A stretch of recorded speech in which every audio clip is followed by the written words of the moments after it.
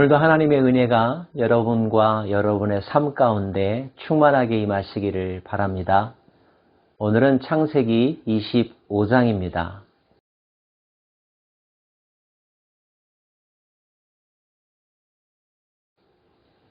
24장에서 우리는 하나님께서 아브라함에게 베풀어 주신 범사의 복, 그 중에 특별히 자녀의 결혼 이야기를 함께 살펴보았습니다. 너무 기분이 좋았습니다. 25장은 그 아브라함의 시대가 끝나가고 이삭의 시대로 바뀌어가고 있음을 우리들에게 전해주고 있습니다. 그리고 아브라함이 죽기 전에 한 명의 부인을 더 얻었다는 내용도 기록되어 있네요. 아브라함이 후처를 맞이하였으니 그의 이름은 그두라라. 그 사이에서 6명의 아들들이 태어났습니다. 그 자녀들 가운데 익숙한 이름이 한 명 있는데요. 바로 미디안이라고 하는 아들입니다. 기억해 두십시오.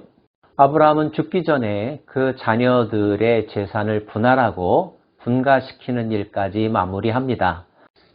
아브라함이 이삭에게 자기의 모든 소유를 주었고 자기 서자들에게도 재산을 주어 자기 생전에 그들로 하여금 자기 아들 이삭을 떠나 동방, 곧 동쪽 땅으로 가게 하였더라. 아브라함의 향년이 175세라.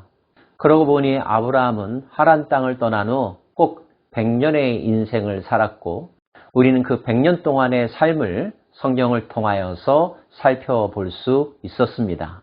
아브라함의 죽음 앞에 의미 있는 장면 하나가 연출되었는데요. 그의 나이가 높고 늙어서 기운이 다하여 죽어 자기 열조에게로 돌아가매 그의 아들들인 이삭과 이스마엘이 그를 마므레 앞 해쪽 속 소알의 아들 에브론의 밭에 있는 막벨라굴에 장사하였으니 이것은 아브라함이 해쪽 속에게 산 밭이라.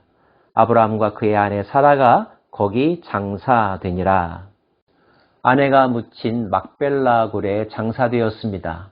그리고 그 아브라함을 장사 지낸 사람들은 이삭과 이스마엘, 이스마엘과 이삭이었습니다. 두 아들들이 아브라함의 장례를 잘 치루었다는 것. 죽음 앞에서 우리는 하나가 될 수 있는 것 같습니다. 아브라함의 죽음 이후에 그의 자녀들의 삶은 어떠했을까요? 아브라함이 죽은 후에 하나님이 그의 아들 이삭에게 복을 주셨고 이삭은 브엘라 헤로이 근처에 거주하였더라. 아브라함으로 말미암아 그 집안은 하나님을 섬기는 집안이 되었고 하나님은 아브라함과의 언약을 기억하사 그의 자녀에게 이삭에게 복을 더하여 주셨습니다. 저와 여러분의 집의 가정에도 대대손손 하나님의 은혜가 충만하고 모든 일에 범사에 형통하는 복을 누리시기를 소망합니다.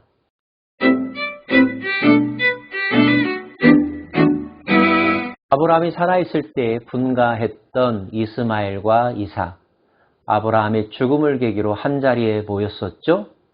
이후에 성경은 이스마엘의 족보를 우리들에게 전해주고 있습니다. 이제 두 가정은 각각 다른 길을 간다는 것을 암시해 주는 것 같기도 합니다.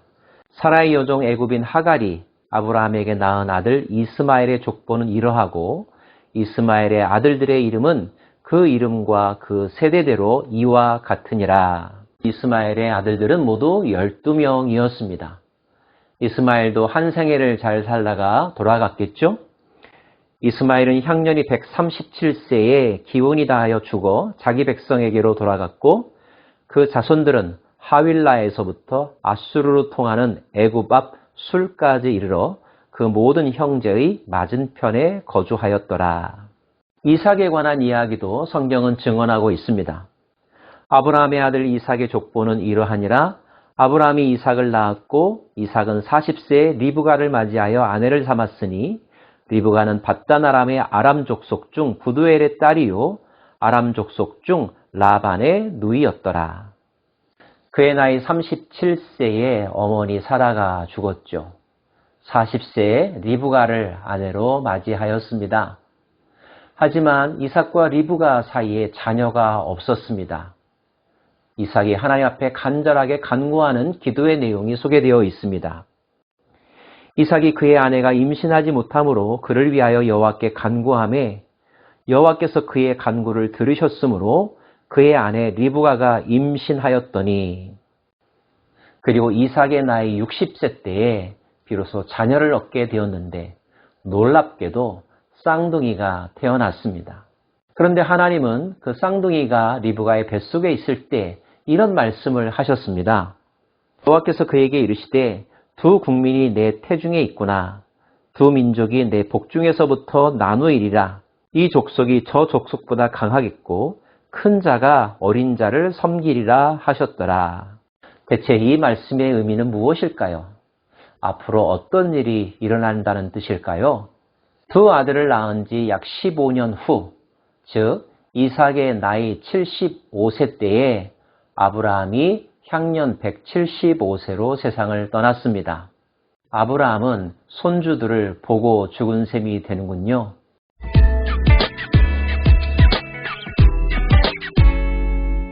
27절부터는 청년이 된 이삭의 두 아들 에서와 야곱의 이야기를 우리들에게 소개해주고 있습니다. 이삭은 에서를 더 사랑했다고 합니다. 리브가는 야곱을 더 총애했었고요. 그런데 야곱과 에서 사이에 한 가지 해프닝이 일어났습니다. 야곱이 죽을 쑤었더니 에서가 들에서 돌아와서 심히 피곤하여 야곱에게 이르되 내가 피곤하니 그 붉은 것을 내가 먹게 하라 한지라. 그러므로 에서의 별명은 에돔이더라. 야곱이 이르되 형의 장자의 명분을 오늘 내게 팔라. 에서가 이르되 내가 죽게 되었으니 이 장자의 명분이 내게 무엇이 유익하리요? 야곱이 이르되 오늘 내게 맹세하라. 에서가 맹세하고 장자의 명분을 야곱에게 판지라. 야곱이 떡과 팥죽을 에서에게 주매 에서가 먹으며 마시고 일어나 갔으니 에서가 장자의 명분을 가볍게 여김이었더라.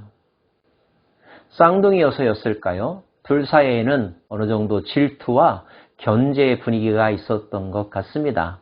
야곱은 늘 형의 자리를 부러워하고 탐하기까지 했고요. 결국 팥죽을 빌미로 형의 자리를 차지하려고 합니다. 그런데 여기서 주목할 만한 것은 에서가 그 자리를 내어주는 것에 대해서 대수롭지 않게 생각했다는 것입니다. 오늘도 말씀에 에서가 장자의 명분을 가볍게 여겼더라 라고 하는 말이 나옵니다. 아마 에서는 그날의 그의 선택이 장차 그의 인생에 얼마나 큰 영향을 줄지 미처 생각하지 못했던 것 같습니다.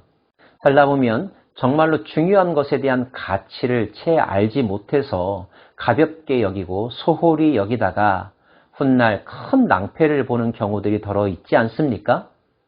지혜롭지 못하다는 뜻이며 신중하지 못했다는 의미이기도 할 것입니다. 오늘 말씀을 통하여서 한 가지 사실을 기억하시길 바랍니다. 바로 아브라함의 자손들입니다.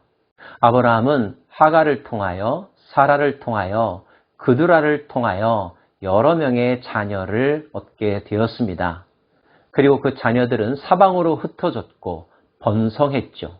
하지만 그 자녀들 가운데 유일한 약속의 자녀는 누구입니까? 은혜의 자녀는 누구입니까? 바로 이삭이라는 사실, 이미 여러 차례 확인한 바가 있죠. 그 이삭도 하나님의 전적인 은혜를 경험한 사건이 있었습니다. 리브가와의 사이에서 자녀가 없었죠. 그가 60세가 되어서 얻은 자녀들은 하나님 앞에 간절히 기도하고 하나님의 은혜로 말미암아 태어난 자녀들이었습니다. 그렇다고 본다면 아브라함과 이삭의 인생 가운데 공통된 단어 하나를 말할 수 있겠군요. 바로 은혜라는 단어입니다. 그 은혜가 아브라함과 이삭에게만 있었을까요? 저와 여러분에게도 이미 하나님께서 베푸신 은혜가 크고도 넓답니다. 그 은혜에 늘 감사하면서 은혜에 합당한 자의 삶을 살아가는 우리 모두가 되기를 소망합니다. 기도하겠습니다. 하나님, 아브라함의 인생이 가고 이삭과 함께 새로운 시대가 열렸습니다. 하나님은 이삭의 삶 가운데 어떤 일을 행하실런지요? 은혜로 복을 베풀어 주셨습니다. 은혜로 두 아들을 허락해 주셨습니다. 그 두 아들들에게도 하나님의 은혜가 깊이 개입하고 있음을 깨닫게 됩니다. 늘 하나님의 은혜 아래 머무는 삶, 은혜를 자각하는 삶, 은혜에 합당하게 살아가는 삶 되게 하여 주옵소서. 예수님 이름으로 기도합니다. 아멘.